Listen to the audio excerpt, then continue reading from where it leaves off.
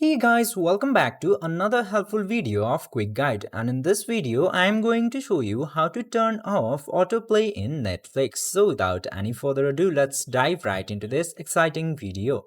Now, in order to turn off autoplay in Netflix, you just simply have to open your Netflix application at first. And after opening the Netflix application, just simply tap into this pencil icon at the top right corner. After tapping into the pencil icon, you just simply have to choose the profile from which you want to stop the autoplay. And after choosing the profile, you will directly see the option of autoplay next episode, which is set in on all devices in mine. You just simply have to disable the toggle for autoplay next episode.